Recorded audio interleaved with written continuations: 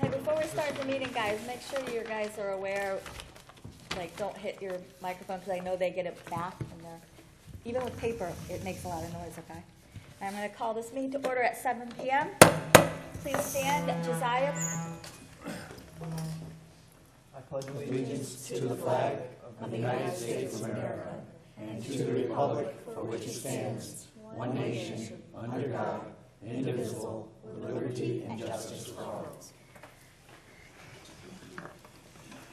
All right, I am going to need to make a motion to amend. So this is how it's going to read. A motion to adopt the agenda with the following amendments. Amendment to add final item to new business is number 7. And this is what it will read under 7. Year-end supply and sinking fund contributions. There will be a motion, a second, a discussion.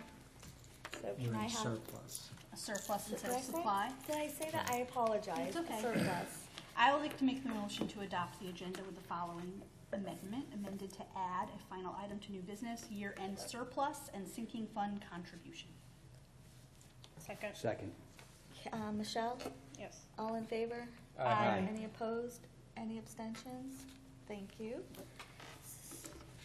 So we're going to take the minutes separately because we have 3 different minutes and we do have some abstentions coming. So the first motion, want to take that?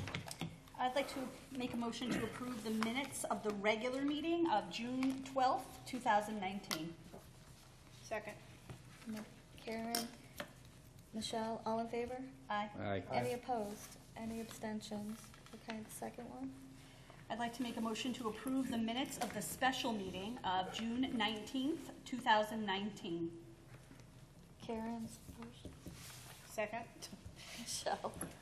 All in favor? Aye. Any opposed? And there should be, Melissa will be an abstention. I'd like to make a motion to approve the minutes of the special meeting of July 24th, 2019. Second. Karen, Michelle, all in favor? Aye. Aye. Any opposed? Any abstentions? Abstain. Thank you. All right, so we are going right to presentations. Dr. Summer? Yep, so tonight we have a presentation from NESDEC. As you know, the board has commissioned NESDEC to do a facilities and a demographics report for us, to do a study. John was here in June. Was it June or May? May. He came in May and he did a presentation on all the demographic portion of this study. And in the meantime, we've also been looking now at all the options for the facilities. So John and Karen Leduc are both here from NESDEC, and they're going to be giving us a presentation and an opportunity to ask questions. And then there'll also be a public comment later in your meeting, so if there's members from the public who would like to ask any questions, or at least comment, I suppose, they can do that. So without further ado, I'll hand it over to Mr. Kennedy and Ms. Leduc. Thank you very much. Okay, thank you. Well, first of all, I want to take an opportunity to compliment the district for engaging in advanced planning analysis. That's a very important part for any district which is moving forward with decision making.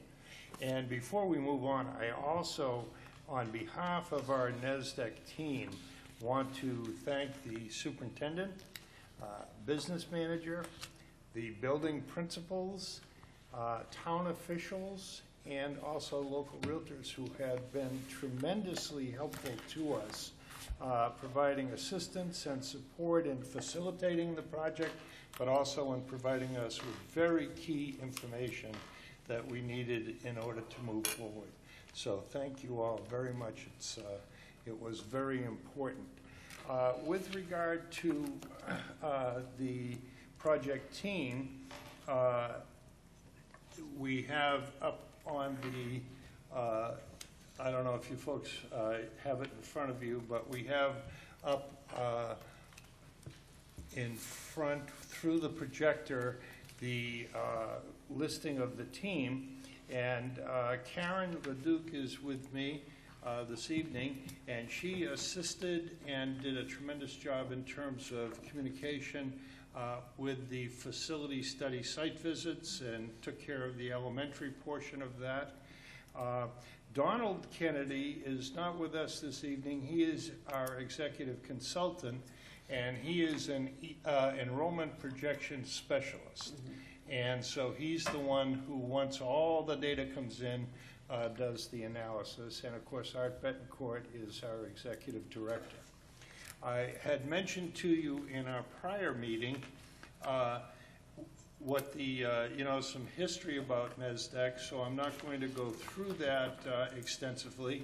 However, it is important to note that this past year we had over 250 member districts throughout New England. And many of those districts had been members for over 10 years. And the second piece is what do we do as an organization? And we provide several services to districts. Primarily, we are looking or assisting with executive searches, strategic planning, but then it gets into this particular project. We also do demographic analysis, enrollment projections, and facility studies. And so that was, those are some of our key services that we provide to our districts. And so we can move on now to the introduction.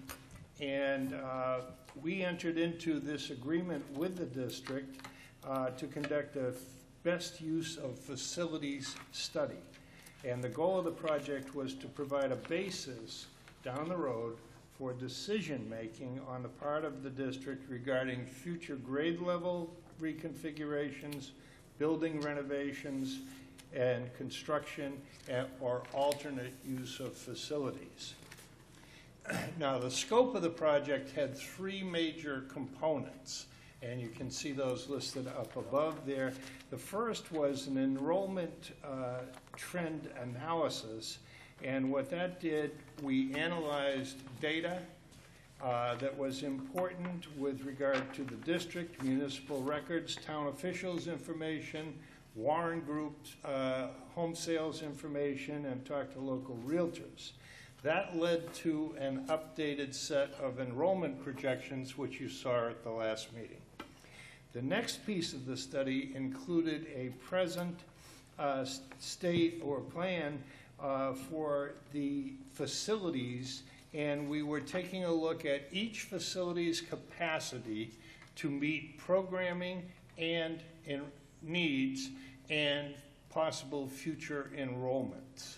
And so that's a big piece of that. And out of the facilities analysis came a capacity analysis for each of the facilities. And also out of it, we talked to the principals about future programming and was the facility capable of meeting those needs, and also in terms of were there any issues with the facility. We did not do a capital asset assessment. However, the building principals did report to us on several questions that we did ask, and based on the information they gave us, we have listed that in the facility study. Okay? And then the third component, so you have the demography, you join that with the facility capacity analysis, and that gives you a good sense in terms of what's our capacity versus our projected enrollment. And then we went to potential options. And gaining information from both the demography and the facility analysis, we analyze potential options for the district to review as you folks move forward. And key about the options, and this is important, the alternatives that we will be presenting this evening include a bulleted outline description, and then what we believe are very objective analyses of what would be the advantages and the challenges associated with each of the options. Okay? The options are designed, and this is a key point, to serve as a catalyst for further discussion within the district. Okay? And therefore it's important this document should not be considered as an end product, but rather as a beginning point for future discussion and planning. Okay? Demographic analysis. I'm going to be very brief with this because you already heard the bulk of it, so which was presented on May 8th. So we're just going to talk in terms of key highlights and provide you with a few updates. We have been back in touch just to make sure that there have been no significant changes in anything we said over the past 3 months. Okay? So first of all, we took the enrollment trend analysis, and you can see what we considered with that. Municipal, district records, town officials, local, regional real estate, and so on.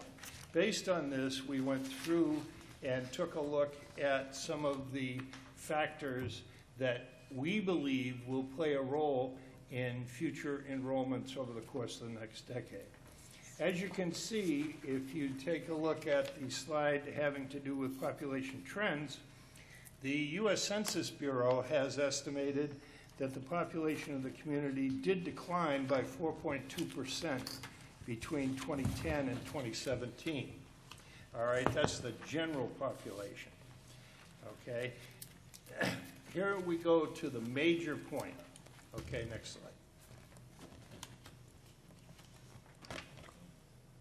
There we go. Okay, and the next point is the residential sales outlook is a major determinant, especially in this community, for future enrollments.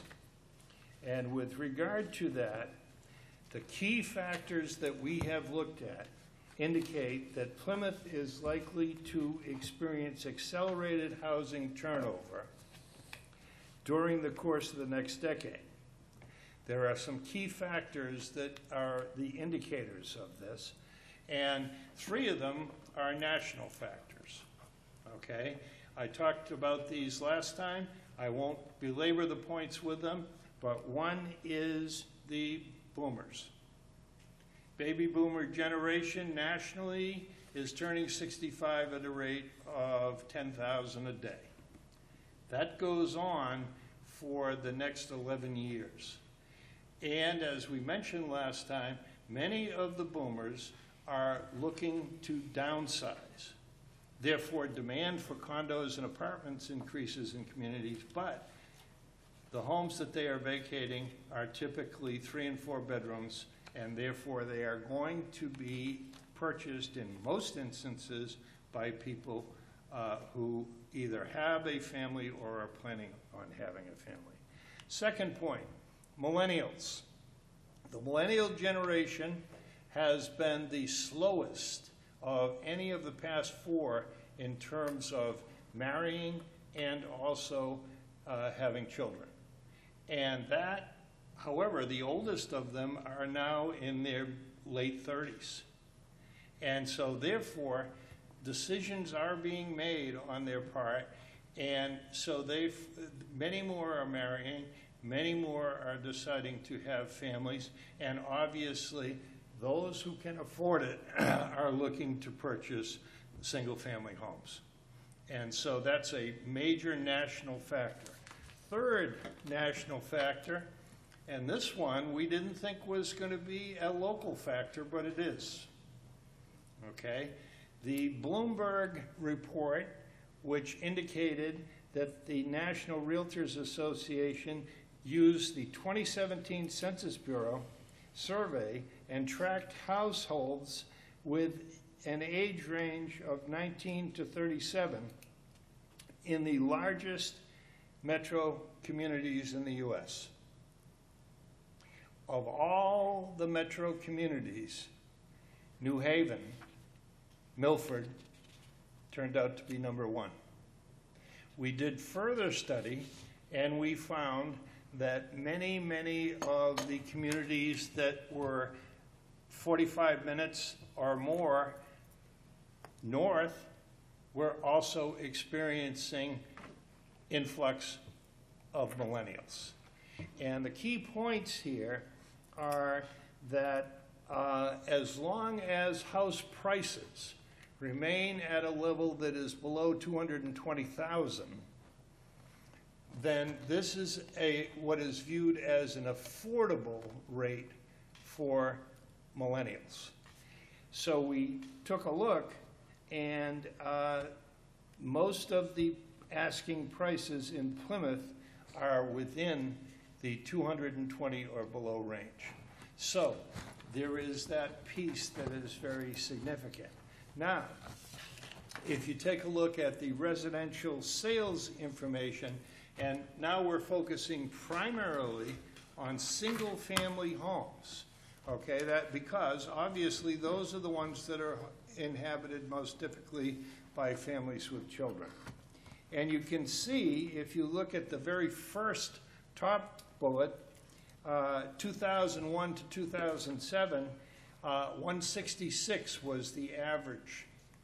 And then it dropped off significantly, but take a look at 2017, 2018, 174 units, single family, sold in Plymouth.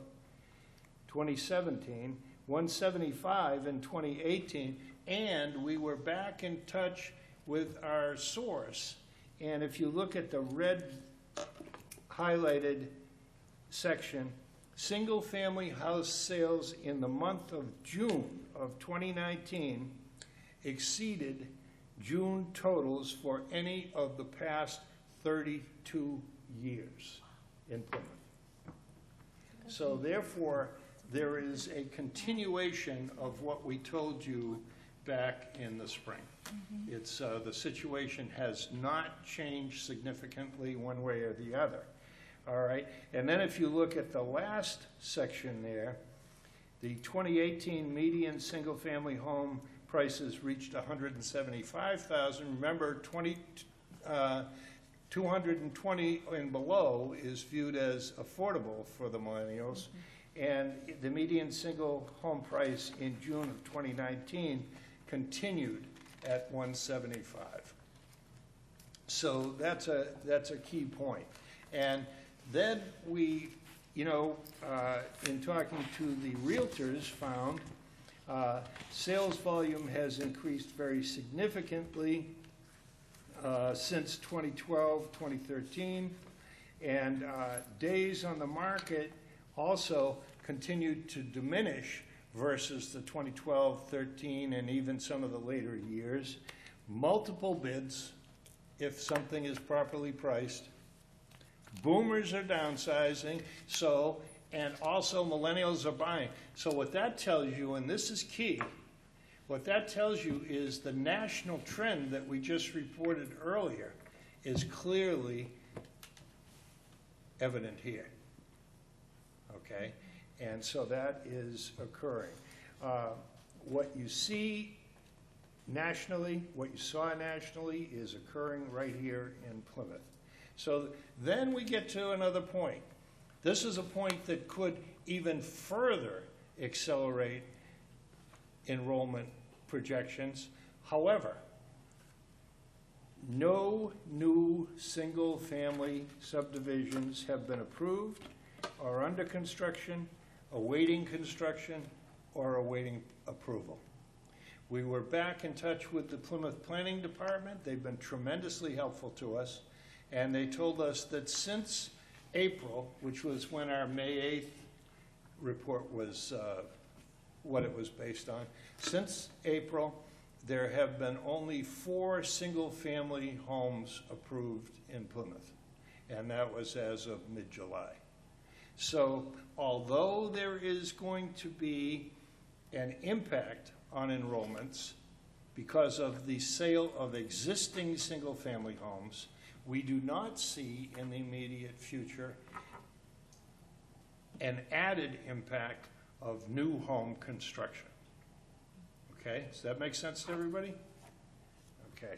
Now, going on from there, we talk in terms of assumptions of our demographic piece, and with the assumptions that there has been a steady rise in the number of single-family sales beginning in 2016 and continuing for the foreseeable future. Secondly, Realtor and Plymouth Planning Department information confirms that the national trend is valid here, okay, but that there is not going to be new home construction taking place. And lastly, and this is a key point, our assumption is based on continued economic stability on the national and regional levels. That obviously is something that we're all paying attention to based on what we've been hearing lately. However, the positive note is that the employment rate is still very strong. And so therefore there has been nothing occur, and interest rates are lower, which tend to encourage mortgage purchases, okay? So that takes us through the demography. Now we're gonna move on just very quickly to the enrollments, and you can see the enrollment history. And if you take a look at the right-hand box there, you will see that there, K through 12, there was a decline of 431 students during the last decade. And this decline was pretty much consistent across all grade levels. 9 to 12 was 141, 6 to 8, 121, K to 5, 169. So it was fairly common. Now we're going to move all the way to our projection. And with the projection, you see that we are projecting that there still will be a decline in enrollment, K through 12. And that decline will be approximately 177 students over the course of the next decade, beginning with the 2019. And it will be obviously lower at various grade levels than it was. However, that coupled with the 400+ decline that already occurred makes for a fairly significant decline in enrollment over the time period. Okay? All right. Now we're ready to move into the capacity analysis, and I'm going to turn it over to Karen. So in order to define that capacity analysis, NASDAQ uses a different approach than architects. Architects look at square footage. NASDAQ looks at how do we schedule all of our first graders? How do we schedule all of our sixth graders? So we look at classrooms.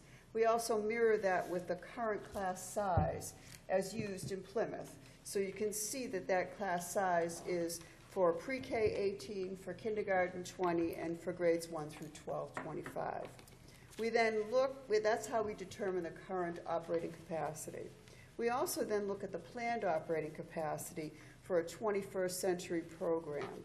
And we look at that for future planning and construction, as John has said, to look for appropriate core and specialized facilities, parity among buildings, and the current code requirements. And I'll explain that as we go through the first one, Fisher Elementary School. We also advise that for long-term planning, when you get that planned operating capacity, that you maintain a 10% capacity cushion for any enrollment fluctuations. So first we're going to look at Fisher Elementary School, and I'm going to go through Fisher more in depth for the other facilities, Plymouth, Eli Terry Middle School, and Terryville High School. We'll just do the highlights so that you can see the format for how we've determined this, but also to see how we've come up with the planned operating capacity for those buildings, which helps to inform the options. Of note for Fisher, it's a K-5 school. It was built in 1961 with a 1969 addition and a 2007 renovation. The 2007 renovation was when they moved from a middle school model to an elementary model. And then the enrollment as of October 1st last year was 332. This is how we calculate the current operating capacity and the planned operating capacity. If you look to the left of this chart, you can see that we have listed, there are 3 grade Ks classrooms, times 20 students is 60. 15 grades 1 through 5 at times 25 is 375. And there are 4 self-contained special ed classrooms, and the principal of that school noted that there are about 8 students in each classroom, so that's 32. You add all of that up, and the the current operating capacity is 467. It is exactly the same for the planned operating capacity because we did not take any classrooms offline for any deficiencies, and you'll see how that works. So you can see that there's 467. When you look at Fisher Elementary School, there are 18 interchangeable classrooms. Those are those grade level classrooms, K to 5. There's an art room, a music room, the 4 self-contained special ed, and the 2 response to intervention classrooms. These are important structures for the teaching and learning of students. The core facilities you'll see in each of the school's presentations, a cafeteria, a library, and a gymnasium auditorium, and all of those have adequate seating and storage for handicapped accessibility. Also important as in every school is to assure that the administration can do their jobs so that the teachers can do their jobs educating students. So the principal's office has adequate space. There's a dean of students that's going to begin soon, has adequate space. You'll see an administrative assistants. Assure that there's a conference room for those private meetings that are needed, a full-time nurse, a teacher lunchroom, workroom space so they can prep for the day, and the district BCBA. Another important part of every school is that the support staff is adequately housed to do their jobs. And you can see there's a social worker, psychologist, there's occupational therapy, physical therapy, a math coach, 2 literacy coaches, and in this case we've highlighted the 2.3 speech and language. One space for that 2.3 FTE speech and language is adequate. The other is now housed in the school psychologist suite. Perfectly appropriate, but we usually sometimes see a separate place for those people, but it's not to say that this isn't appropriate. Something important for 21st century learning is the instructional administrative technology. Important that students have access to the technology, and there are 8 computer carts with 25 devices each. Each classroom has an LCD projector. Each educator has a laptop. There's still a computer lab with 25 desktops. Important that the Wi-Fi is reliable so that students can use these computer carts, and that the special ed plan's health records, grading, and attendance are computerized. That's an important aspect.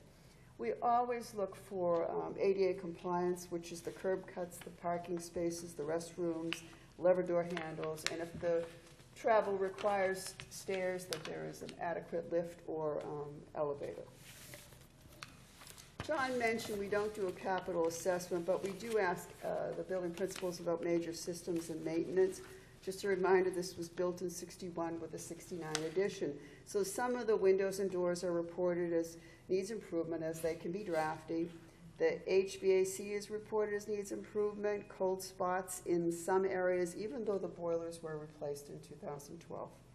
And the roof is reported as needs improvement. There are some leaks, but they're taken care of in a timely way. Plumbing, electrical, walls, flooring, all satisfactory. Another important part of a school is parking during the school day and parking for evening events. And we find in many districts, it's the evening events that sometimes can be unsatisfactory. In the case of Fisher, it's for the drop-off and pickup, as parking during those times can be challenging. And that's not unlike a lot of elementary schools. Field and play space is satisfactory and no proximity to traffic. And there's enough storage in the school for what needs to be stored. That's an important component. So now we'll move on to Plymouth Center Elementary School, built in 1952 with a 1992 addition, which I'm sure you're familiar with, is the 2-story addition on the back, and a 1996 renovation. Their current operating capacity is based on 3 half-day pre-Ks and then the 1 full-day pre-K, the 2 K classrooms, 10 grades 1 through 5, and there is 1 empty classroom. So you'll see here, you'll see here that the COC for this school is 387. And of note, 3 classrooms are utilized by the Head Start and Ed Advanced preschool programs, and they're not included in the COC. So if you were to add in those 3 classrooms, it would add another 75, but because those are used there. Again, the POC is the same number. It's the same 387. We did not take anything offline, even though, as I'll note, storage is an issue at Plymouth Center, but there is one empty classroom.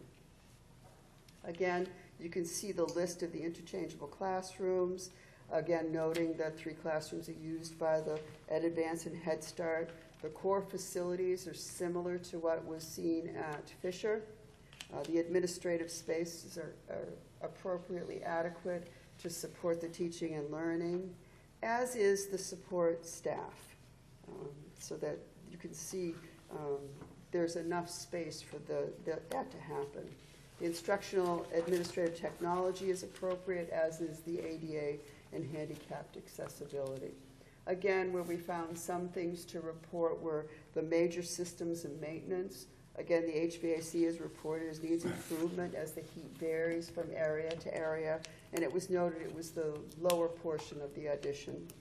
The roof is reported as needs improvement. There are some leaks, and again, they're fixed as found. And again, the doors as needs improvement, and the windows are drafty. Again, for Plymouth Center, the site parking drop-off and pickup report as needs improvement, especially with the preschool pickup and drop-off, because it's a different time of day. And then it can be congested for event parking. And storage is inadequate, but as I noted, the empty classroom is kept in abeyance. Okay. So John is going to talk about Eli Terry and Terryville High School. Yep. Okay, with, first of all, Eli Terry. What do you want to advance it? Okay. With Eli Terry, currently grades 6 through 8, building constructed in 1951-52. Renovations and additions, you can see the years, 65, 82, 2008. The addition was the D wing. And then the enrollment as of last October was 354. What we did was with that, we do a similar computation with regard to the, there we go, with regard to the capacity analysis. And there are 12 classrooms with student stations of 25, and then the science rooms, and you can see how that's computed. It's the same way it was done with the elementary. And then you see a total of 411. However, at the Terry Middle School, there are currently 5 vacant classrooms. And so they were not included in this current operating capacity, but they were added to the planned operating capacity, and you see that increases by 125 the total capacity of the school. So it's at 536. All right, and here you see a listing of the various classrooms besides the ones I've already mentioned. There is an art room, chorus band, general music space, practice spaces. There is a science, technology, engineering, and math space which has been designated. And then you can see the self-contained classrooms, special ed pull-out spaces, 2 behavior rooms, 1 in-school suspension area, and the 5 vacant classrooms.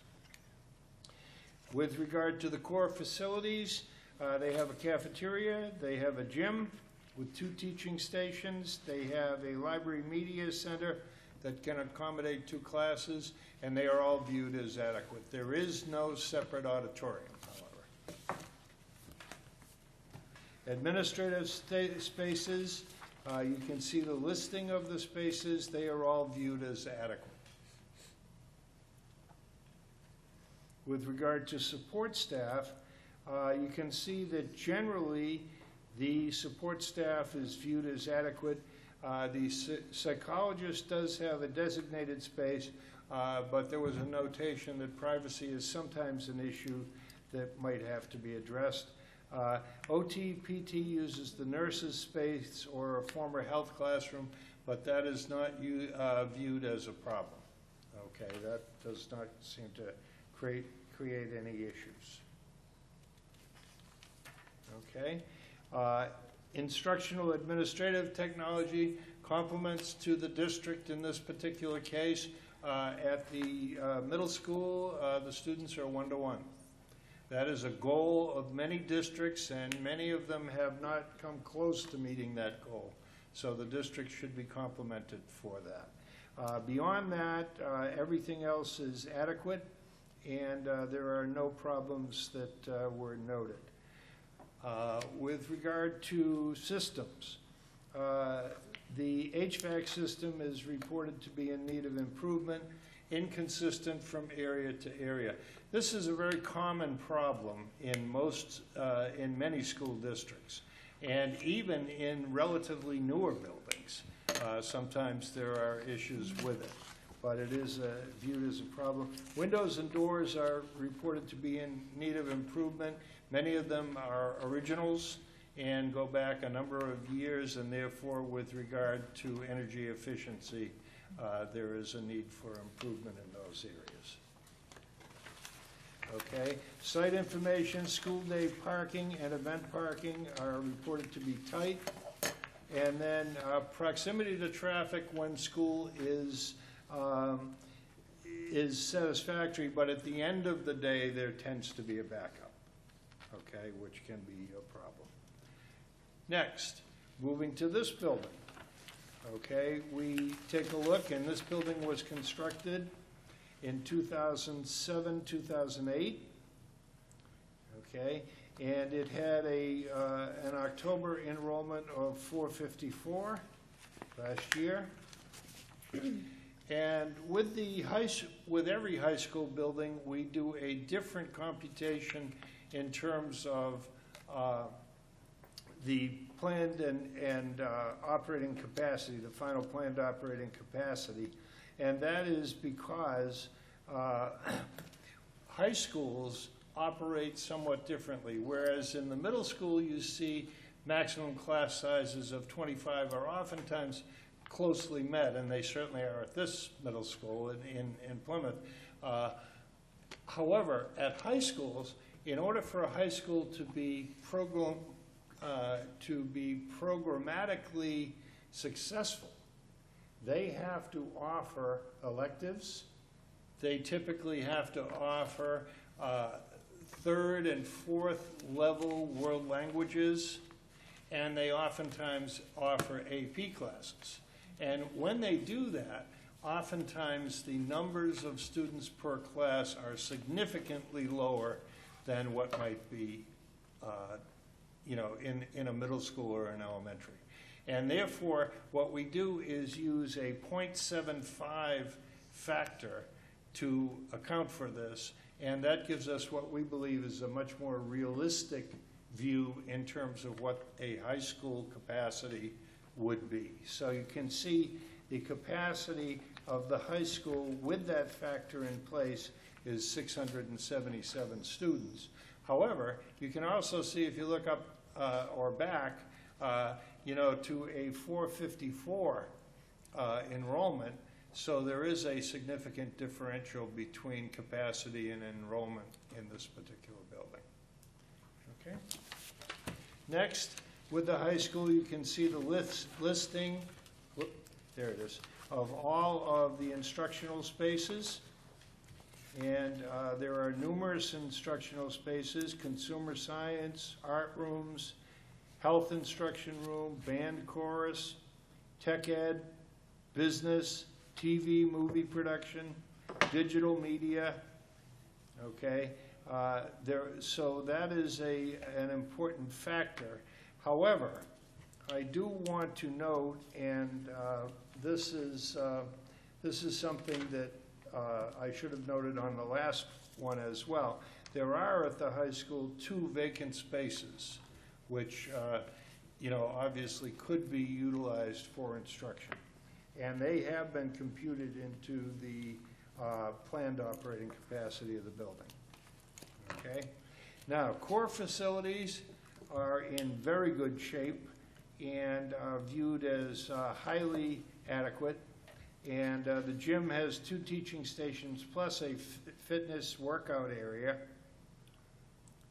Auditorium seating capacity 630. And the library media center can accommodate up to 3 classes. So that's a very significant. Administrative space, and you can see the listing, and they are all viewed as adequate.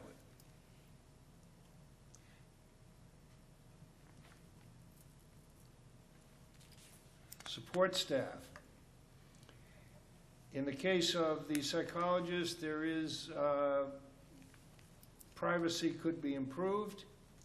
OTPT, no designated space. They have either the social worker space, a conference room, or a special ed, but that's not a major problem at this point. They seem to think that it works okay, and there is no designated space for speech language. Okay. Central office is located in this building, and you can see the listing of office spaces that are included there. And based on the information we received, it appears to be adequate. And then with regard to the high school instructional spaces for technology, they have 414 Chromebooks or similar devices. That is almost 1-to-1 at the high school. So they're getting very close to it. And again, based on that in the middle school, the district seems to be doing tremendously well in providing for technology needs. Handicapped access across the board.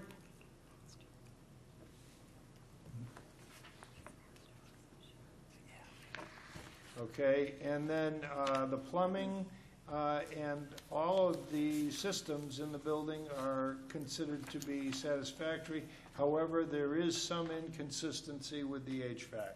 And we do see that, as I mentioned earlier, even in newer buildings. With regard to site information, event parking is in need of improvement, inadequate for graduation, but I have to say this to you. We have been to probably 100 districts at least, and we have never seen one where it's adequate for graduation. That's probably not something, you'd have to buy another 2 or 3 acres just to take care of that. But also they indicated there were some issues with basketball games and parking and so on there. Proximity to traffic as you exit the building at the end of the school day can be difficult, okay? But that's something that people coming in, obviously, off of the street out there are, you know, some of the cars are parked all the way back to the street waiting in line to get in. So that's somewhat common as well. Okay, now, all right, options. And I'm going to pass it back. So we took all the data that you've just heard, and we brought it all together and came up with some options for long-range planning on your part. Remembering, this is just the baseline, it's the beginning, and you'll think next about what are next steps for you as a district.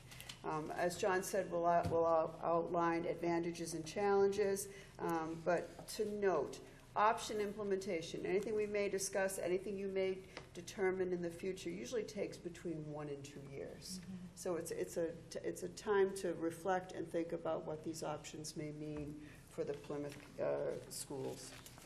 We were asked to look at the possibility of regionalization, and as you go through, we determine regionalization can only be applied to options 1 and 3, and you'll see what those look like. And that's really for future planning should you decide to regionalize with another district. So the format for the options will actually show you the description. So this is, the first one is consider reconfiguring elementary schools to specific grade span schools, pre-K to 2 or 3 to 5. And you can see the grade level alignment there. Pre-K to 2 at Plymouth Center Elementary School, we purposely chose that because pre-K is currently housed there. grades 3 to 5 at Fisher, 6 to 8 at Eli Terry, and grades 9 through 12. Just to do an overview, option 1 is reconfiguring elementary schools to an elementary grade span. Options 2 and 3 would be the closure of an elementary school and reconfiguration of grade spans. And options 4 and 5 would be to close a middle school and reconfiguring grade spans. So that's sort of an outline of what we'll do. So for option 1, you can see we actually took that planned operating capacity. So you're looking at Plymouth pre-K to 2 in this chart. And I'm going to go through the chart. The left is the enrollment year beginning with this school year, but we know it takes 1 to 2 years, but we wanted to show you the projected enrollment. We took the projected enrollment from the chart that you have for pre-K to 2 and put that in the next column. The third column is the planned operating capacity as it was outlined for 372. Now we recalculate that because there'll be more Ks. So it's not going to match 1-to-1 to Plymouth Center for what you saw before. This is the projected enrollment difference. And then I mentioned that 10% capacity cushion in order for enrollment fluctuations is 334. And you can see that last column. With this enrollment, you do not maintain the 10% capacity cushion. So what we did was in the next chart, we added, with the addition of 1 instructional space due to reconfiguration, that adds 25 to the planned operating capacity. It allows Plymouth Center to maintain that 10% capacity cushion. And what we mean by the addition of 1 instructional space due to reconfiguration, a lot of schools are built with full-size classrooms where small groups are meeting. So you may consider combining those small groups, putting in a divider, using the classrooms in different ways, scheduling the building differently. There are different ways to look at it, but there's possibly for reconfiguration. That is something the district would look at, not something NESDEC would suggest, but to look at the floor plan and with the building principals, decide how you might reconfigure that space in order to maintain that 10% capacity cushion. Again, the next one is going to be Fisher with grades 3 through 5. You can see again the projected enrollment, the planned operating capacity, and it maintains that 10% capacity cushion. So there's nothing that needs to stay here differently here. Grades 3 through 5 certainly could be housed with excess capacity shown in that last column. Eli Terry remains the same at grades 6 through 8. Again, you can see that excess capacity. And Terryville High School maintains the grade configuration of 9 through 12. And again, there's excess capacity there. So now we'll move into the options. The advantages for elementary grade spans at the pre-K to 5 is it affords more consistent elementary class sizes. It facilitates that collaboration and coordination and communication amongst those grade level educators because they're all in the same building and can have a conversation about how did that second grade math lesson go. There's a potential to increase support for special ed programming. And option 1 includes an instructional space for Head Start and the Ed Advanced pre-K programs at Plymouth Center Elementary School.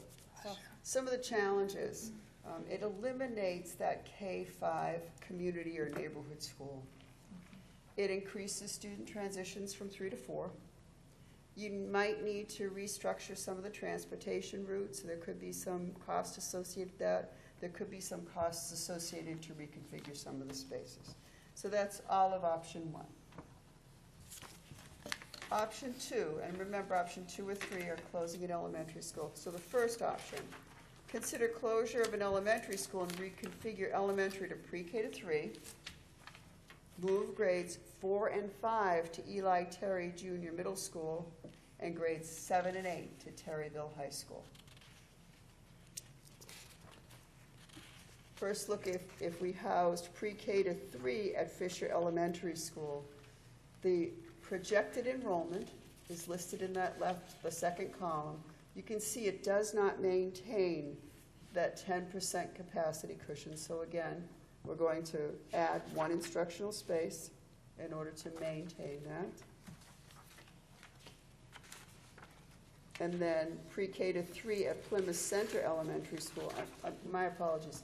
I meant to say that we're showing you pre-K to 3 at Fisher, pre-K to 3 at Plymouth, because you would make the decision about which elementary school should be closed should you choose this option. So now you can see pre-K to 3 at Plymouth Center Elementary School. That does not maintain, does not even meet the guidelines for the enrollment, nor does it meet the 10% capacity cushion. So what we've done here is we've added 2 instructional spaces plus the 3 instructional spaces that are currently used for Ed Advance and Head Start Pre-K would be then used for Pre-K to 3 at that school. So those Ed Advance and Head Start would no longer be housed at Plymouth Center. We looked at grades 4 through 6 at Terry Middle School. You can see the calculation for that enrollment, and you can see it maintains the 10% capacity cushion, and there is excess capacity here with 4 to 6. And then this is grades 7 through 12 at Terryville Middle School. You can see the projected enrollment.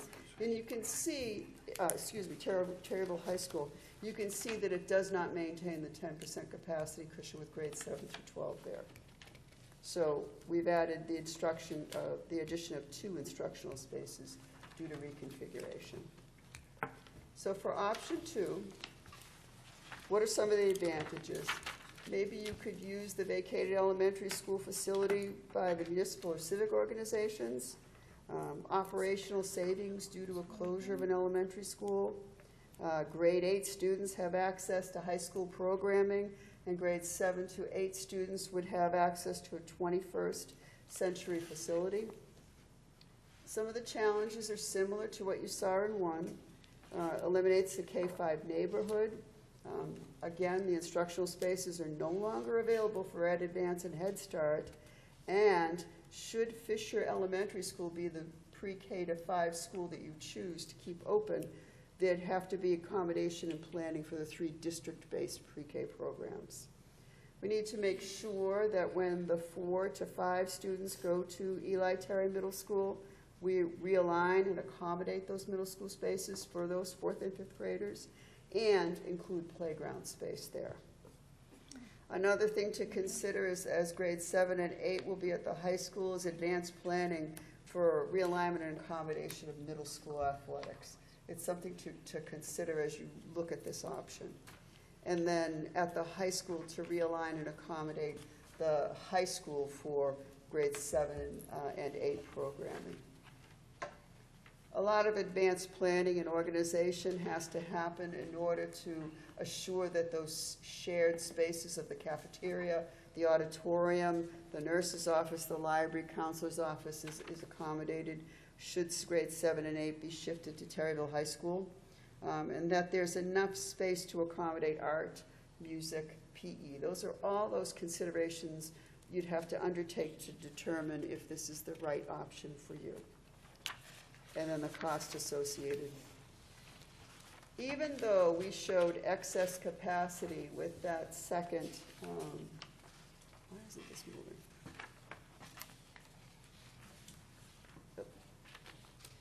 With this option, it may be necessary for the district to look for additional instructional spaces should the Terryville High School be grades 7 through 12.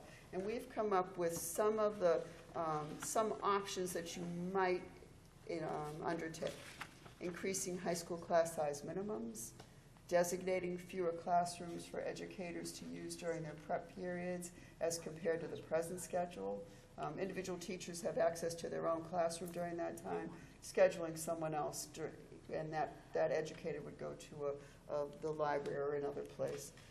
Something else, offering some electives in alternate years, offering online courses for minimally enrolled, expanding the reconfiguration of instructional spaces, and even an option about adding 4 to 5 modular classrooms. We've seen this in many districts. Many districts undertake some of these things, none of these things, but it's just something to consider as you undertake looking at the options.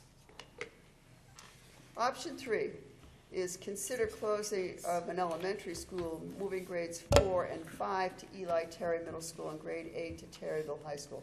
The difference here is it's grades 4 through 7 at Eli Terry and 8 through 12 at Terryville High School. This is the same chart as option 2. Again, the same chart as option 2, same chart as option 2, same chart as option 2, but here is the change. Grades 4 through 7 at Eli Terry. And you can see with 4 through 7, there's the projected enrollment. It maintains the 10% capacity cushion, and Eli Terry could house grades 4 through 7. Here's grades 8 through 12. You can see that it maintains the 10% capacity cushion. You're going to see advantages that are similar to what was in the previous option, with grade 8 students having access to high school programming in a 21st century facility. Again, some of the challenges here, in addition to those that were shown from before, was the advanced planning now for grades 4, 5, and in keeping grades 6 and 7 at Eli Terry. And then to assure that the grade 8 students will have access to athletics at the high school. Some of the challenges that we had made, the need to ensure there's sufficient space and staff. So all of the things that I had mentioned in option 2, you're going to see repeated here. So I think it's important to just keep that in mind. So option 4 now, John is going to talk about. Okay. And with option 4, the descriptor is consider the closure of Eli Terry, moving grades 7 and 8 to the high school and grade 6 to the neighborhood elementary school. So that would be the main piece of the option. Now, if we take a look at the analysis, and we see that when we are looking at grades K through 6 at Fisher Elementary School, in that particular situation, there would be more than adequate capacity with a 10% capacity cushion.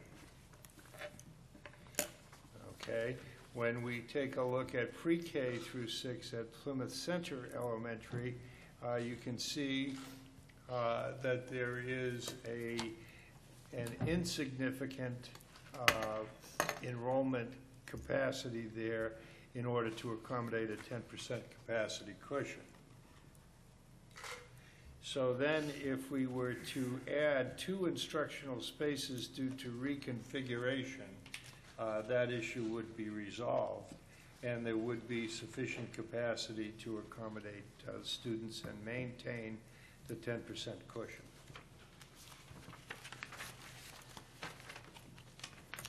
Okay.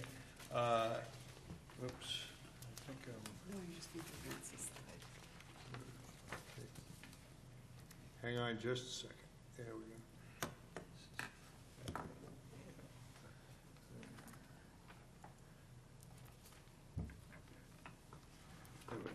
Okay, and so the next piece is grades 7 through 12 at Terryville High School, and in that particular situation, as you can see, there would be insufficient 10% capacity cushion initially. However, with the addition of 2 instructional spaces due to reconfiguration, that issue would be resolved. When we take a look at advantages in this situation, okay, it includes the instructional space for Head Start and Ed Advance pre-K programs at the Plymouth Center Elementary. All right. It also has the potential for the vacated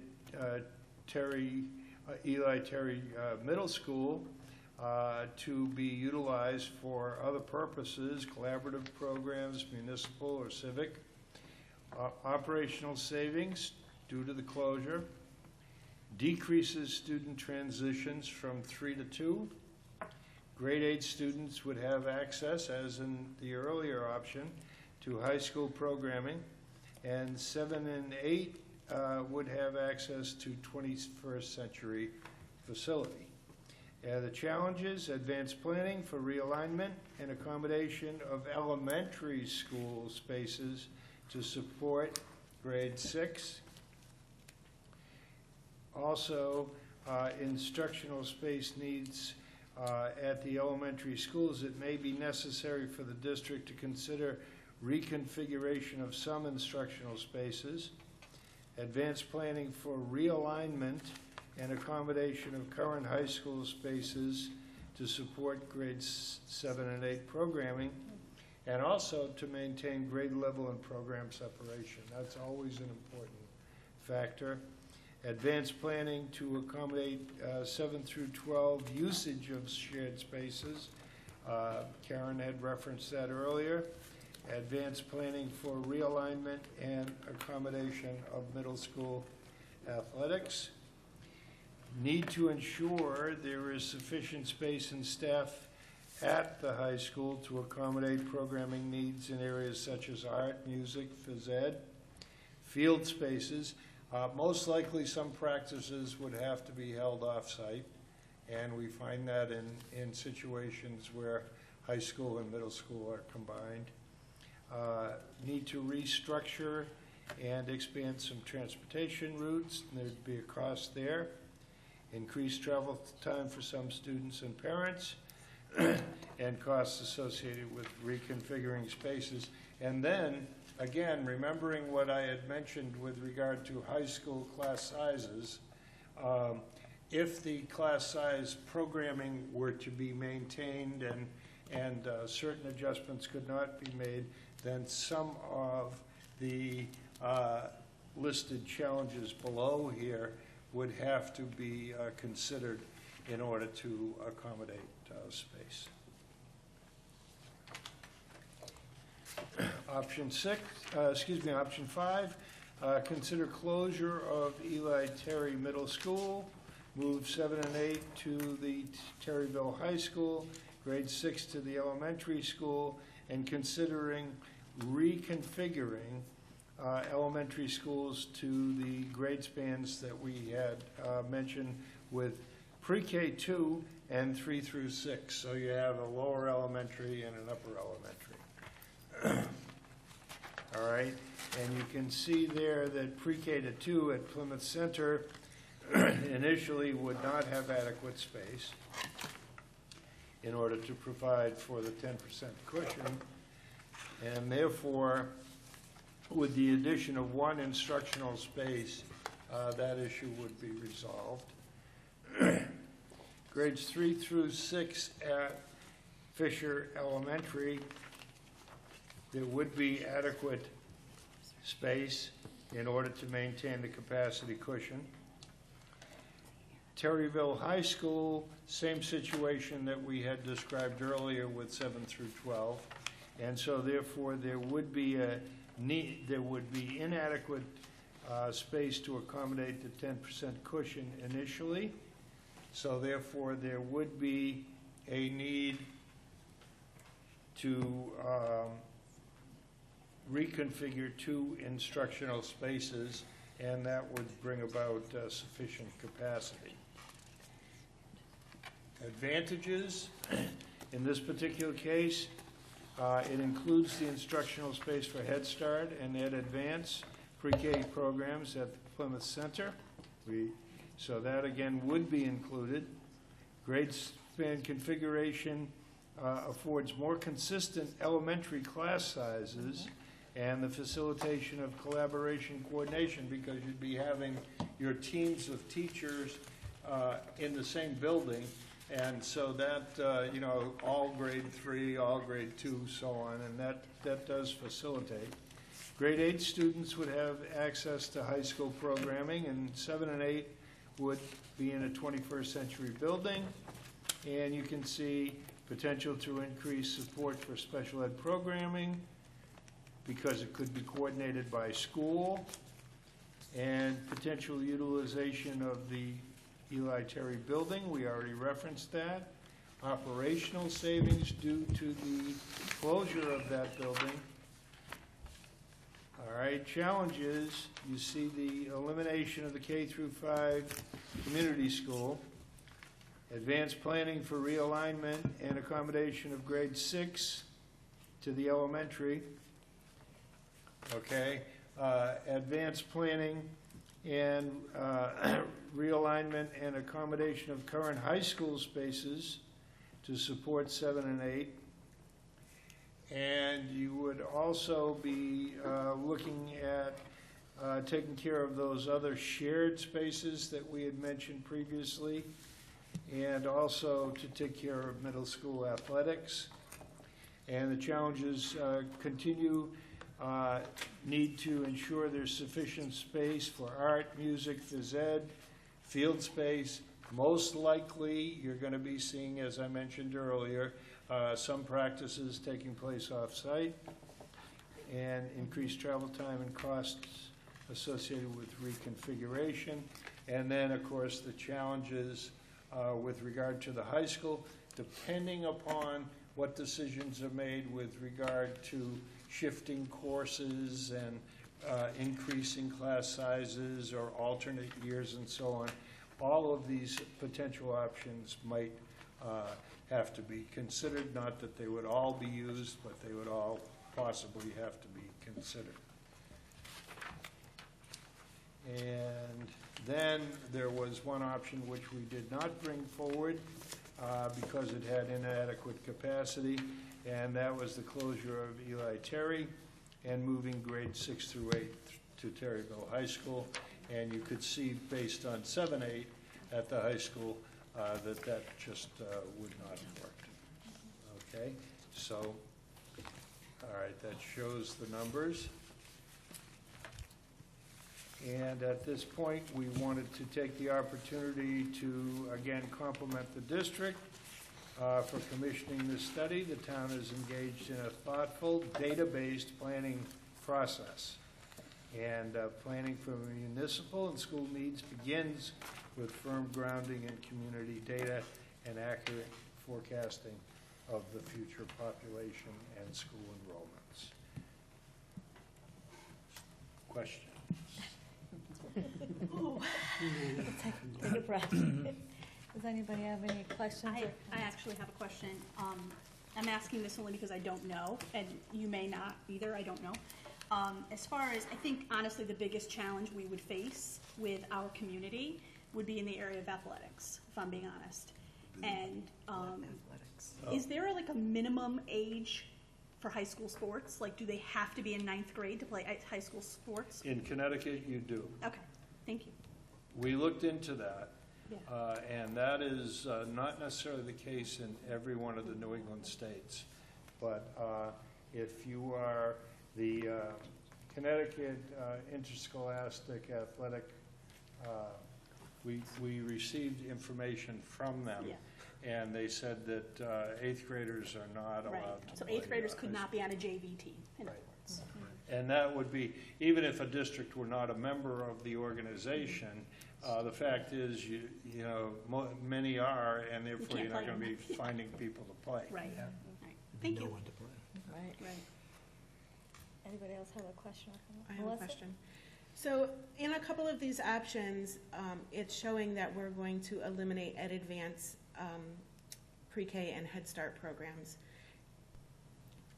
Could that potentially have any impact on enrollment numbers, and did you factor that in?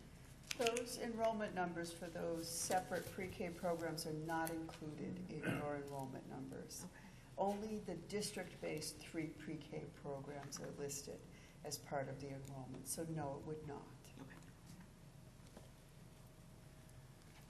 So technically, Ed Advance and Head Start would have to find other accommodations, correct? That's correct. Is that for true those in options. all the options? Excuse me? Would that be true in all of the I think options, but not? No, I think option one, they still have space. No, Option, they're right. option 1, 4, and 5, Yeah. and Advance Right. and Head Start are still included. Okay, that's what I thought, okay, thank you. I know it's a lot to absorb, so you know we're gonna have them back, so if you don't have to feel you have to like hurry up and ask a question, but if you have anything on your minds or, Jerry. I know there's nothing in here, but is there a cost associated with closing any of these schools? I know maybe that's probably not your forte. Well, the cost, that would be dependent upon what's going to take place with regard to the closed school, A, and B, what would be required in order to accommodate, for example, reconfiguring classrooms in order to accommodate the students from the school. However, generally speaking, over the course of a lengthy time period, if the operational costs of a building are eliminated, we have found that typically that provides for a reduction in budget. Right, and some of those costs could, that when you reduce it, we could take some of that cost reduction and then upgrade the schools that need to be upgraded, you know, with Sure. classroom size and things like that. It can So- be, yeah, it can be used for, you know, whatever the district determines is the most important need. But there is typically a cost reduction because of, obviously, heat, light, so on and so forth, all of the utilities that are no longer in use. But there are also some other issues. For example, if you know, if there are maintenance projects that need to be taken care of, then, you know, at least some of them probably do not have to be done. You know, so it's, but it all depends also on what takes place with the closed structure. You know, that already obviously is an important piece. Can I ask one quick question? When you say the reconfiguration of spaces, for example, at Plymouth Center or Terryville High School, where there currently is a vacant classroom, does that mean that that vacant classroom could be the reconfiguration, or are you already assuming that we're using that vacant classroom? You could reconfigure that vacant classroom Okay. in those instances. Okay. But it's, the vacant classroom has been factored into the planned operating capacity of the school. So, Sorry, John, I'm sorry. so in other words, what Karen Sorry, said is correct. Right. That you could just take that vacant classroom and reconfigure it into a couple of spaces if they were needed. Gotcha. All right, but typically what we see, excluding a vacant classroom, oftentimes you have a room that was constructed back in the 50s, 60s, 70s, 80s, and even into the early 90s, that is a full-size classroom that is being utilized to accommodate, you know, small group instruction. And, you know, you might see a room that could accommodate 25 students being utilized to, you know, for 7.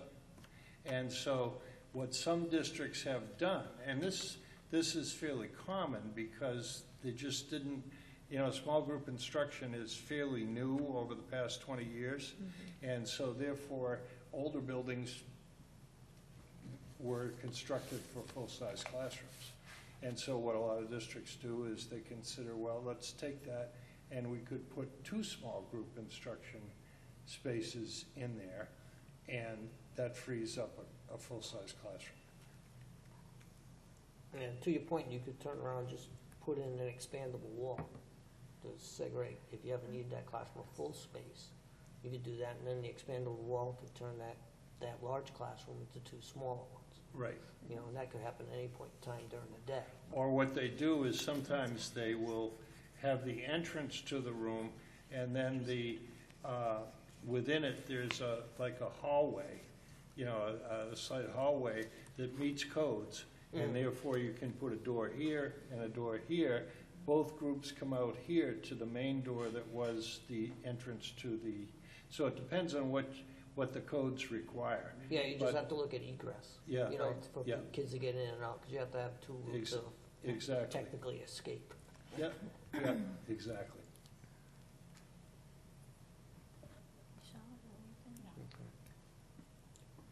I mean, just looking at option 4, you know, when you're talking about the way you would configure the elementary schools, and we did this in the past, and Karen, you know, you and I were here when we changed the line, you know. We're here forever, Jerry. Yes, Yeah. okay, so really, if you look at option 4, you could change the line to make sure to accommodate the amount of students that either go to Fisher or to Plymouth Center.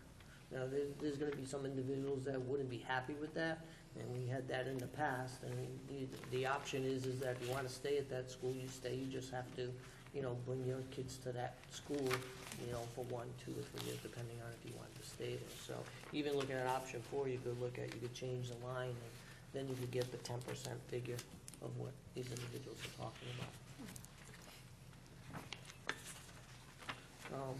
I would like to really thank you. This is really informational and very informative. I went through this with a fine-tooth comb. And, I mean, looking at this is like 2 years too late. We should have did this 2 years ago. I do actually have one more question.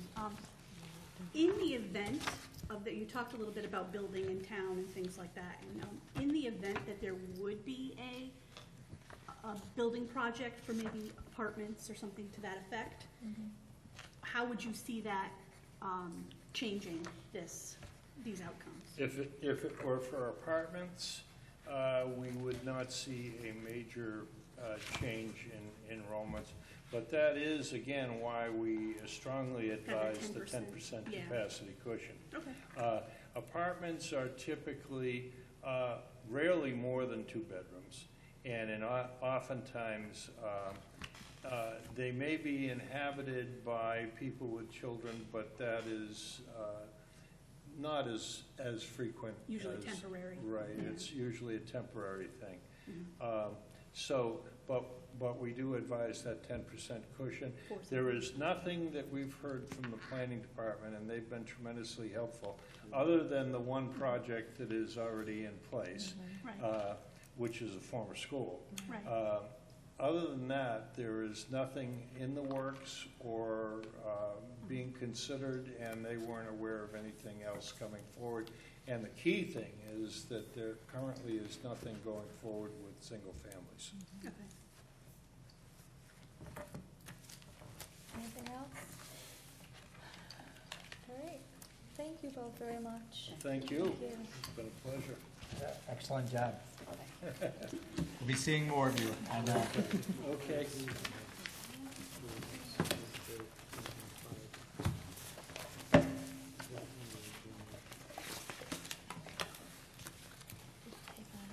All right, the next item on the agenda is the superintendent's update. So I do want to thank our friends from NESDEC for coming by and giving us a great report.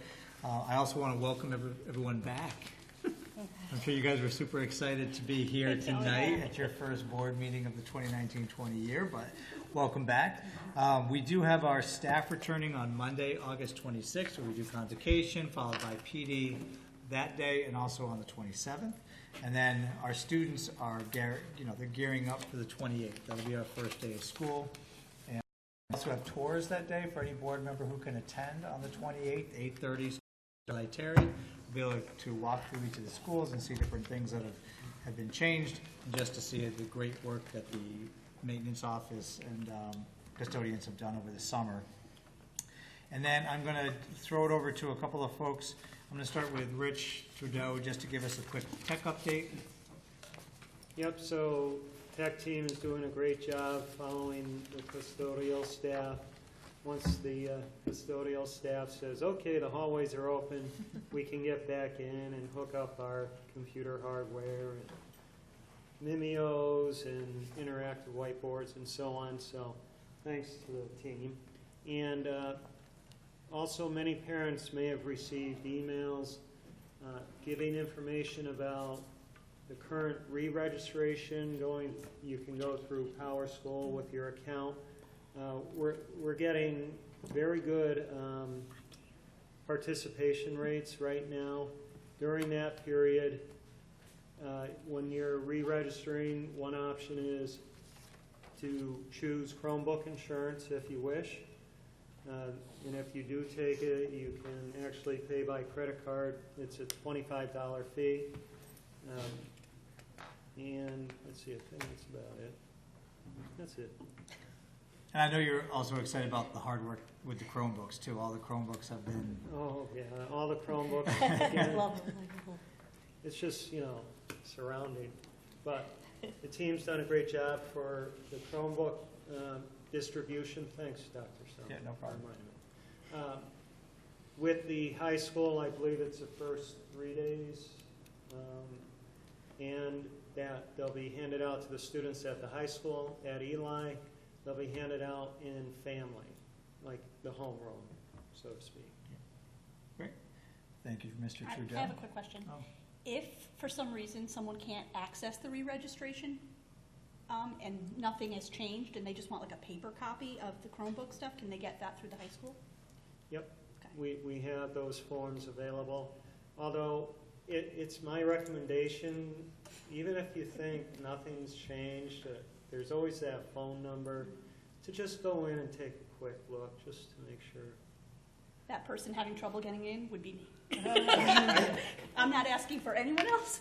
No, and I mean, I click on Power School, there is no option for updating registration.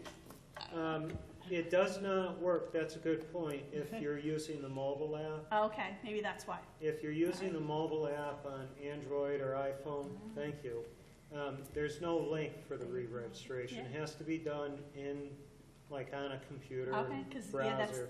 I Thank you, I that's kept really- trying over and over yeah, again. It's no, not there. That's a very good So, point. okay, Yeah, thanks. thank you for bringing that up. Because so many people use their handheld devices now. I always assume it's just me that can't figure it No. out, but No, very good. okay. Can you, when you're having a blurb with me for the monthly update I do, can you just include that in that little blurb? Sure. I'll put that piece out there, so when Mhm. the parents who read that will see that information, so, Well, thank you. Even throw something on Facebook. Yep, you can do that too, yep. Yeah, because we do have about 1,500 friends on Facebook. I'm sure some of them are watching tonight. I also want to kick it over to Ms. Ehrenheim to talk quickly about the extended school year, things like that. Yep, so while most of our students were on summer break, we had about 60 students participating in the extended school year program. That program, we offer 2 different programs, but all of the students work on academics that are based on their IEPs. And it's just so that they can maintain their skills over the summer and continue to work towards those goals and objectives. They mix in a little bit of fun. They get to go outside and have recess and do some cool activities. They went on some field trips this year. But the exciting thing that happened this summer is that we added in something for our transition students where they actually got to continue their placement at their job sites this summer, which is something they've never done before. So that was something that was new and different for them. A lot of them have job placements all school year, and this year they got to continue those through the summer, which they've never been able to do before. So that was pretty cool. Excellent. And last but not least, Mr. Hendrickson, and I think with the help of Mr. Mazon, are going to talk a little bit about some of the updates around facilities. I've got 2 short things. In food service, our new food service director, Alicia, I attended a 3-day course sponsored by the state for new food service directors, so she's up to date on the requirements there.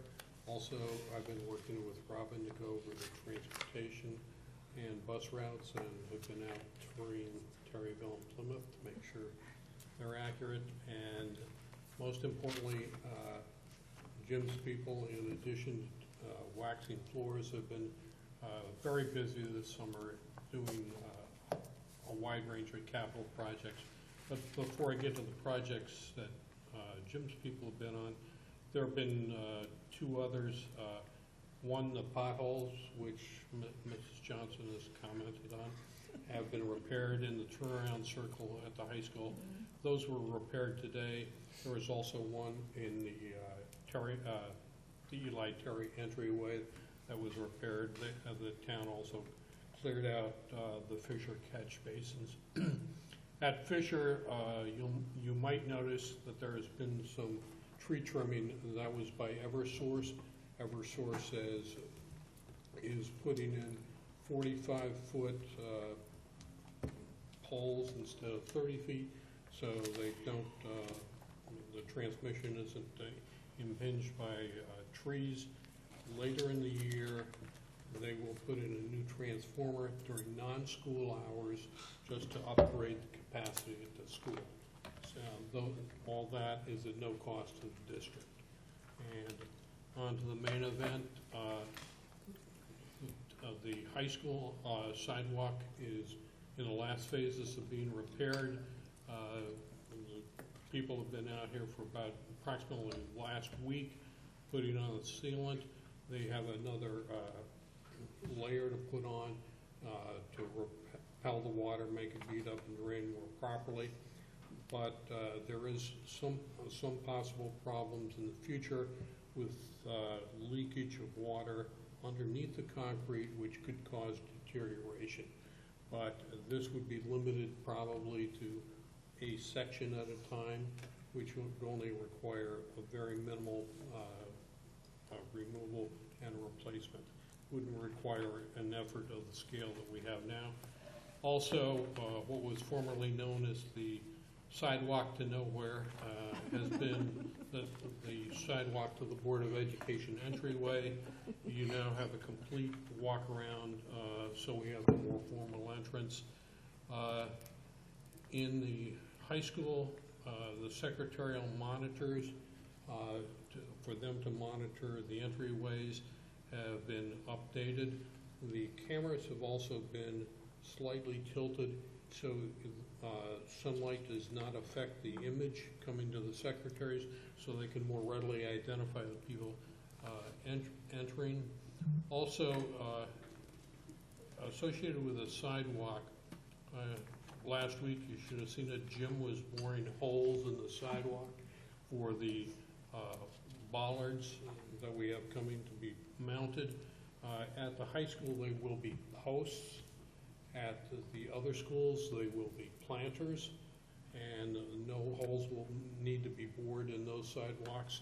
And let's see,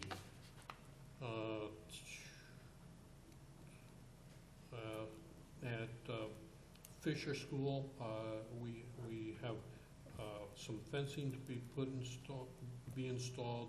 We've got a call in to call before you dig. When we receive that reply, we will commence work. There is some tree trimming that will be going on. It's actually forsythia trimming on the left-hand side down by the kindergarten playground. In place of that will be put a fence, and that will be done before school. And last and certainly not least is the Plymouth School roof. There will be a pre-bid meeting this Friday handled by our contractor, Garland. It will be held on the roof, so potential bidders can view the roof. However, we have found out that they will not be able to do the work before school starts.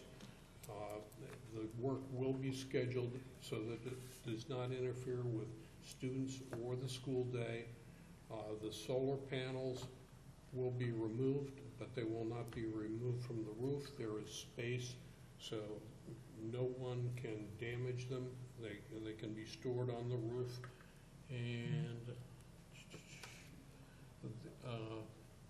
it would be potentially more expensive to try to pay the contractor to do the work before school, and he felt that the time frame and the cost wasn't worth it. And with potentially lower costs, we can maybe do those 2 spots that are wet on the roof and include them in the project.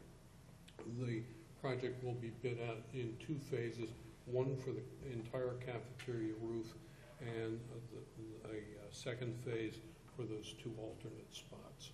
So I'm about out of breath. So Yeah. anybody have any questions?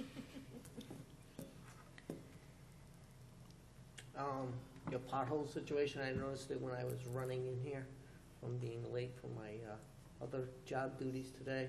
Yeah. That's short term, those potholes that they fixed, that's short term. I'm not a pothole That's the- specialist, I'll yeah, defer to him. That stuff, I'll tell you right now, once water gets underneath there, because I looked at the deterioration of that asphalt there, you'll have huge issues this winter. That needs to be all cut out, that whole area Yep.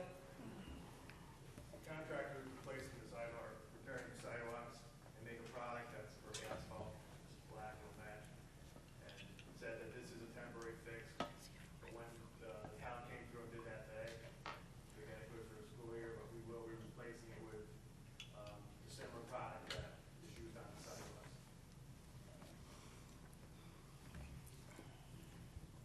Okay. Is that, No, I'll look at it when it's done. okay. But I'm just telling, talking professionally, looking at where all those, I call it, we call it in the business, it's all alligating, where the asphalt is all crumbling and stuff. That really technically should be, It's in that, it's like that in the last spots. yes, that's because the base, Will be become a capital improvement. because the base is no good. And we've known that for years. Yep. The state came in and did some bore samples, and the base that the contractor put in is not up to state standards. Right. So we will have that issue forever at this school. Right. Until they decide to rip up the whole parking lot and take it and change the whole base, which is gonna cost us an astronomical amount of money. And there's nothing you can do about it, because that happened many years ago. Yep. And the gentleman that was the clerk of the works declared bankruptcy, so you can't even go after the bond people. Any- Okay, all right. I'm good with that. Okay, thank you. Thank you. Just, do you want to say something? No, I think we're Okay. good. I do want to thank Jim and his whole crew, because they've been working very hard trying to make sure that they get a lot of work done this summer, and whatever they can do themselves, they're doing. And I know obviously. Jim, I drive him crazy because I do bring a lot of these things directly to him, and he just waits. So I want you to know that was an issue, right? I immediately said something to him, and it was fixed. So I knew it was going to be temporary, but it couldn't be a big divot in there either when we started school. Oh, I tell So you, now, thank you for doing that. I appreciate it.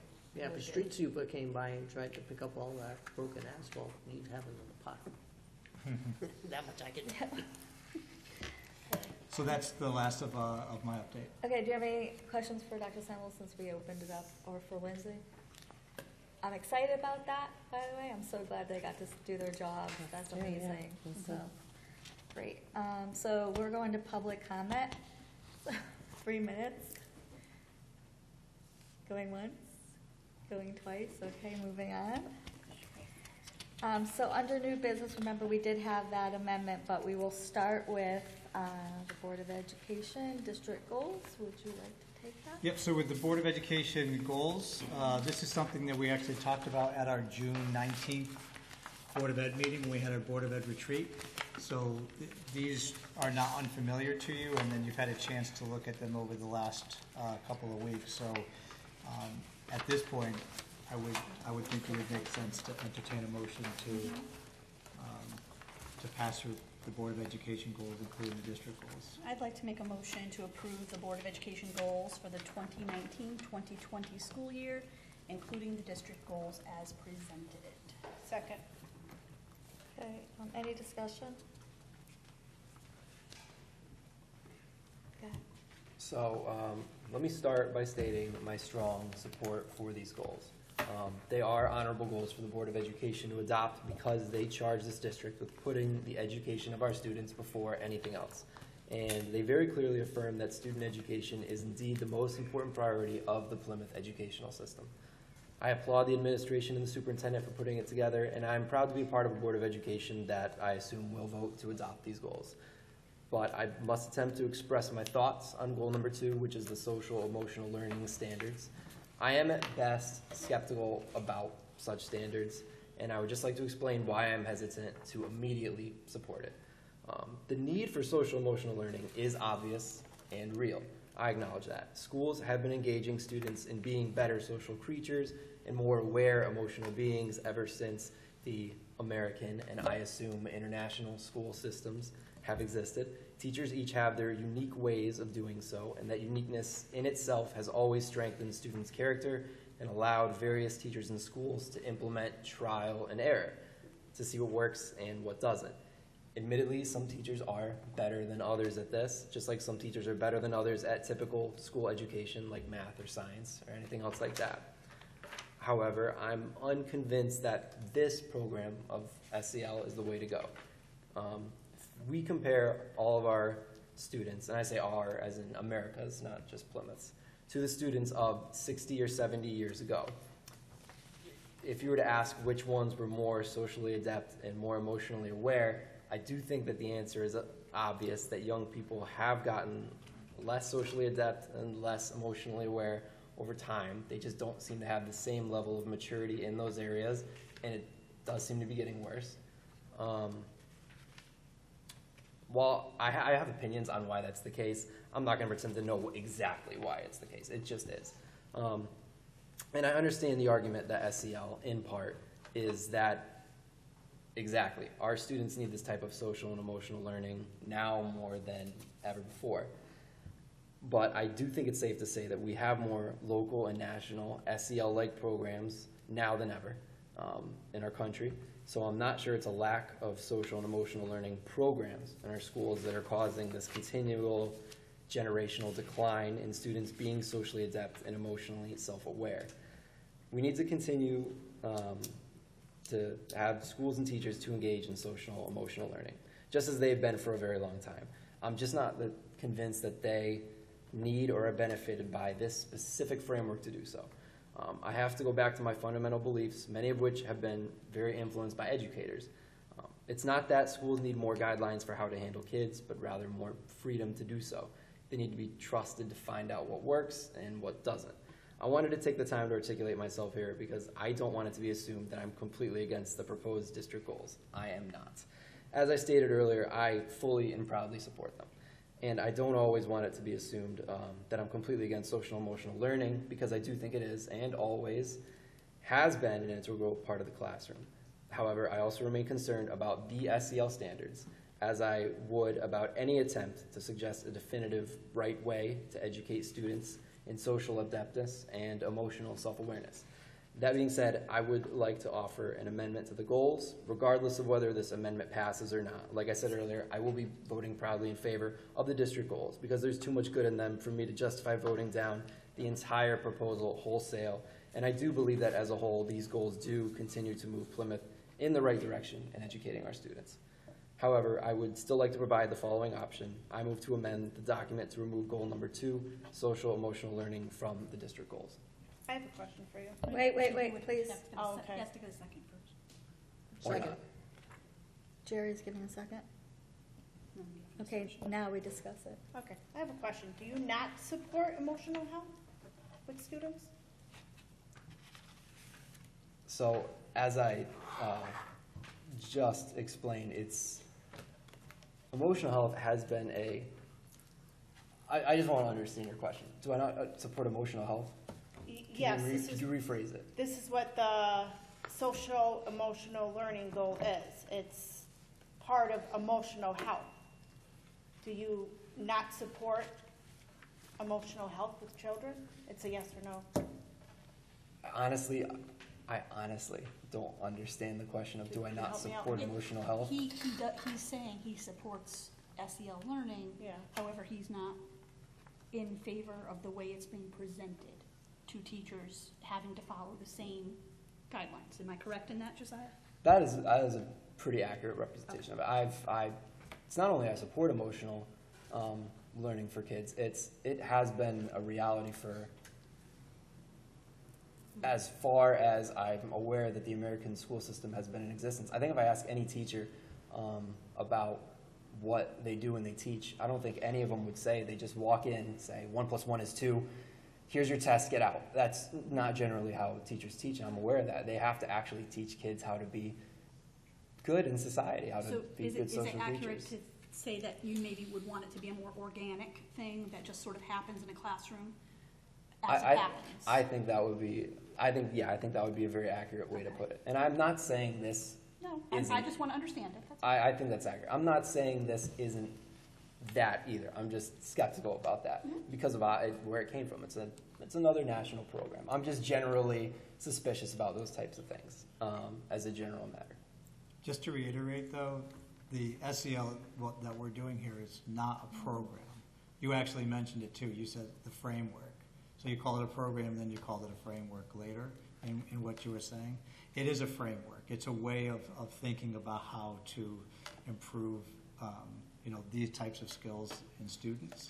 So it's not like we're not buying anything off a shelf and just telling teachers this is what you need to do. We actually have administrators and teachers all working organically together to talk about how do we do this best. And as we learn each year, we constantly revise our plan. We actually have a district-wide committee whose main goal is to continue to talk about this and how to make it better. So we will continue to use the best practices from our teachers and what the administrators and teachers are seeing to improve our processes around this, just like we do for math, just like we do for reading.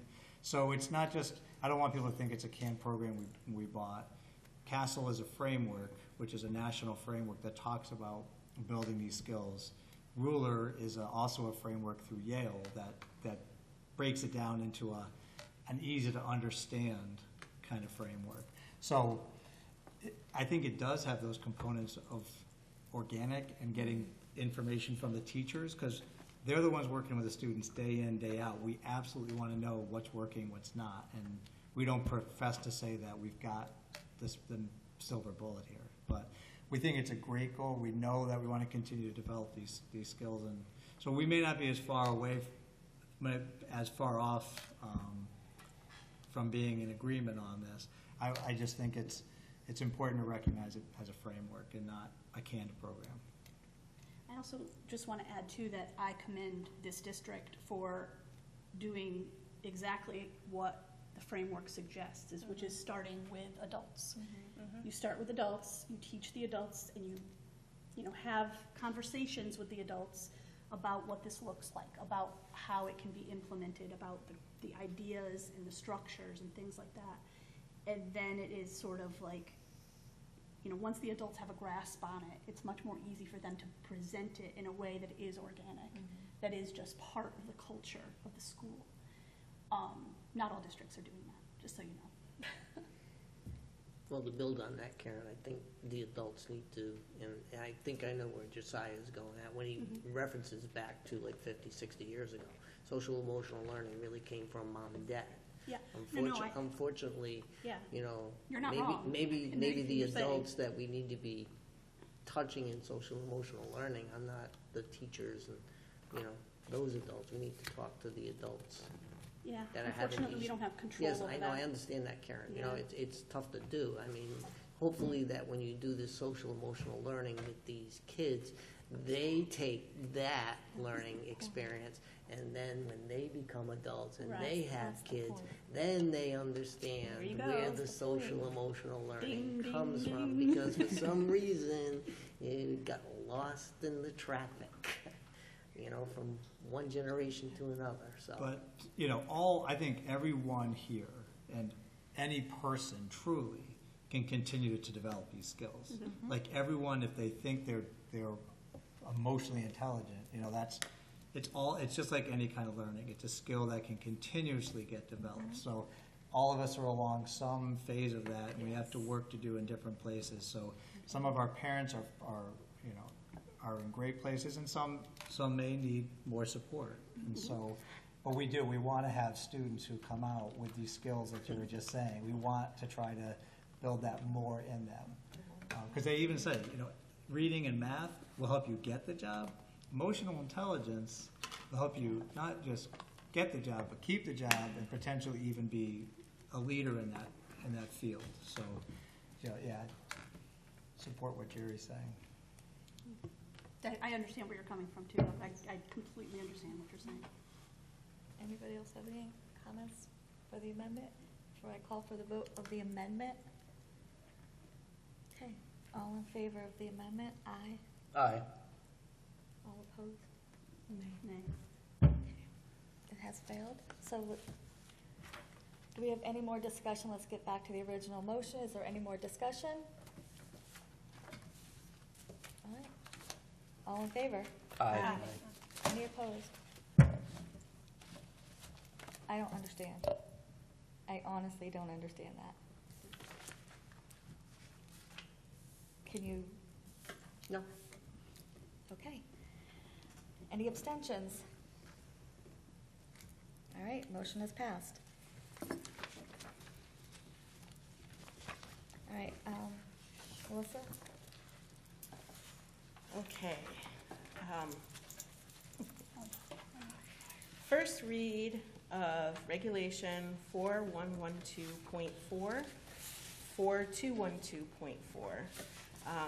This is a personnel-related regulation, and this basically has to do with, our previous regulation was a little bit more than the administrators could uphold. Is that, I think that's how I understood it. And so this makes some modifications to that previous regulation. So any questions or concerns or comments on this? Okay, Just a reminder, just everybody, that all of our regulations and policies need 2 reads. So this would come up again in September as a second read for possible adoption. And secondly, policy number 5114C, students' removal, suspension, expulsion. This policy literally has one word change from in section 3A, number 1, it says violative of a publicized policy of the board. It used to say or, it now requires us to say and that comes from state regulations. And that is the only change to that policy. any questions or comments, concerns? So with putting it as and, that state, are you saying it's state mandated that and has to be in there?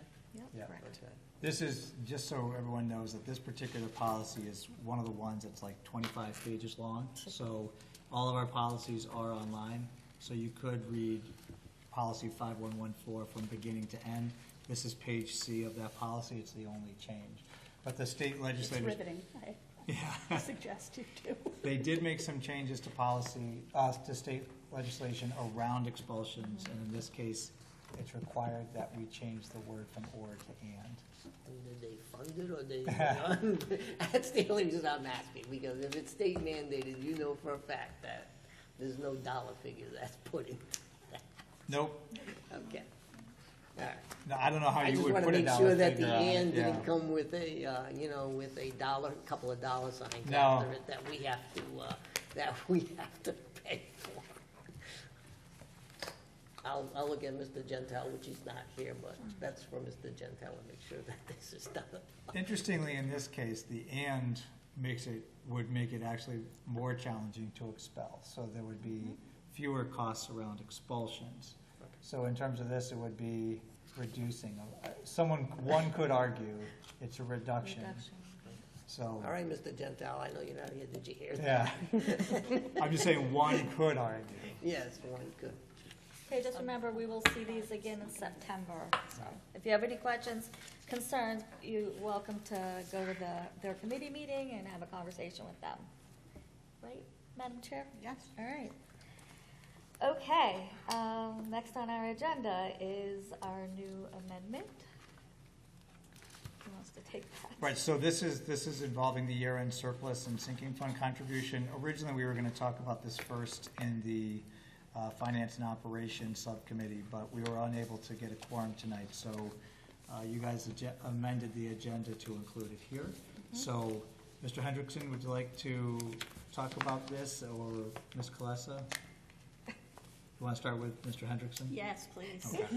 Okay. Okay, the year-end balance, that is The budget minus expended funds minus encumbrances equaled $138,053.24. And what we'd like to do is have that designated to the sinking fund in some way to replenish the monies that we are using on the Plymouth school roof. And then later on in the year, when the encumbrances are worked down, for those unliquidated encumbrances, we will come forward with another request to transfer that money to the sinking fund. Last year it was approximately $38,000, and we got board approval in November. Sure, I'd like to make a motion that the year-end surplus of $138,053.24, and the money freed up by unliquidated purchase orders be transferred to the sinking fund. It's not coming out of committee, so I need a second. So Greg, thank you. Okay, any discussion? Yeah, Greg seconded it. Oh, I didn't hear hear. him. I'm sorry. Right, Greg, you seconded that one? Yes. No. Sorry. Jerry? No, it's okay. Would it be beneficial for us to wait till November to get an accurate total? Or, because right now you're looking at 138. Last year we had another 38,000. So it would be beneficial to wait till November to put this money in, or do we have to definitely? Last year we waited till November because we only had a surplus of $9.28. Okay, all right. And by putting the money in now, if in the meantime some need is required for capital funds, we have a pretty good sinking fund. Okay, because I know we had discussed this one in our special meeting, that, if we have the money now, why are we taking from Peter to pay Paul, and then Paul's gonna pay back Peter? Right. So, Because I it's understand two that. different fiscal years. Yeah. Yes, I understand. I'm just trying to just make one vote, not have to come back in November and make another vote. That's all. That's the only part of my discussion. And you answered my question. Any other questions, comments, or concerns? All right, it's a roll call. So Greg, Yes. Jerry, Yes. Josiah? Yes. Melissa, Yes. Michelle, Yes. Karen? Yes. Thank you. One of the new changes to the laws also now allows Board of Educations to put 2% away in a sinking fund. Just something to consider. Right now, the current law was 1%, so you could put in up to 240,000 or so. The new law changed to say 2%. And so if the board ever wanted to go back and review its agreement with the Board of Finance, because right now your agreement says 1%, it would be something to consider. Again, your current agreement only says 1%, but now state statute allows you to put 2%. So we'd have to Look at draft, that. we'd have to get a letter from So our lawyer basically, to. remember that agreement that we had to, I have to sign with Right. them? So if you guys gave me the permission, I could go back to them and say, I want to redo this agreement, and we can write it up, but they still have to approve it. They'd have to prove it, yeah. But think the I one can changes to it, I can too. start that process if you guys wanted to. All I need is a consensus. Well, fine the with way the Melissa's like, yes.